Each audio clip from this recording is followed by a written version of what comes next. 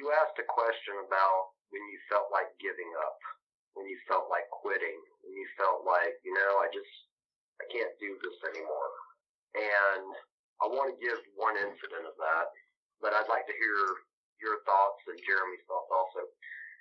Is when I was first learning Manji Sai, Sensei said, okay, I'm going to teach you the second kata first because it's shorter, and a little less difficult than the first one. So I said, okay. So I start doing Manji Sai, and he basically he starts the kata, and he zips to the front of the room, and he's moving these Manji Sai around, and he makes, these motions, and he goes to the front of the room, he turns around, and he says, okay, let's do it again.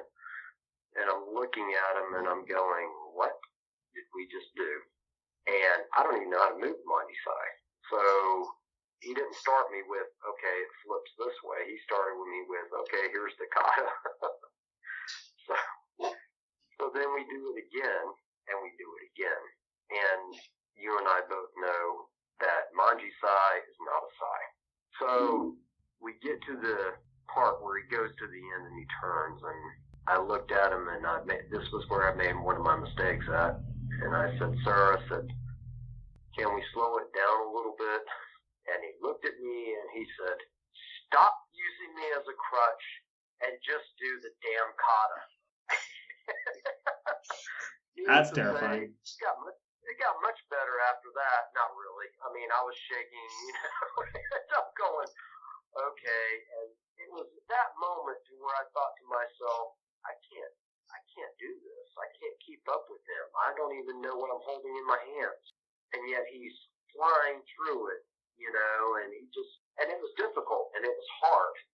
And at that point, I thought to myself, I can't learn this. But I did learn it, and I was able to do it.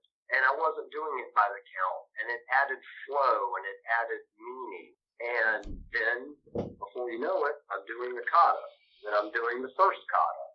Of course, the first kata, he put me in a corner by myself for about an hour and a half and said, I want you to do these two moves. And then he left me there. And I'm going, if it's taking me this long and I have to keep doing this two moves, what's the rest of the kata going to be like? So that's just an incident to where I felt like I can't do this. And eventually I was able to. So don't give up. Never give up. Bam. It says it all right there. I mean, I will say this. I definitely share the frustration and upset and discouragement with learning Manji Sai, which was probably the hardest thing I've ever tried to even learn. I remember I got so mad I was on concrete and I was working with it and I just could not get something in.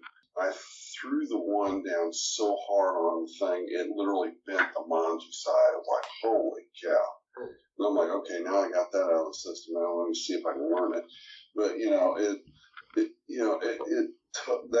that one totally frustrated me. But the time whenever I had a chance to almost quit was the time when I was just starting out. We were doing Super Ito training. We were working so hard. I literally went to put it up. I passed out. I fell into the weapons rack. All the weapons fell on top of me. And I remember I was barely standing. And Robbie's looking at me like maybe 2 inches from my nose. And he's just like, you ever do that again, you got two ways to go through the door. One is you actually open the door. The other one, I'm going to kick your ass through it. So it was like, here I'm like, I'm just trying to stand up, not pass out. And this man's getting ready to kill me, who I've only been taking lessons for maybe about 4 or 5 months. And I'm just like, okay, sure, whatever. I just want to go home. So let's just say I had to work some stuff out after that. Like, what is my commitment? Can I still do this? Let's jump back in it, so. Yeah, those are two moments I can definitely see as being just frustration and teachers might kind of intimidating you. The only real time that it's ever really happened with me was when a teacher, and this was accidental, but they just weren't paying attention to what they were doing. This kind of long before I started working with some of the folks we worked with, was somebody had basically taken my head and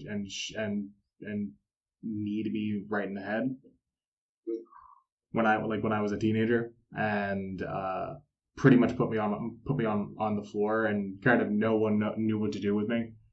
And I was just like kind of just out of it for an entire day. And I was like, I don't know if this is right or not, but I just kept going. So probably kind of youthful stupidity. All we can do is just keep going.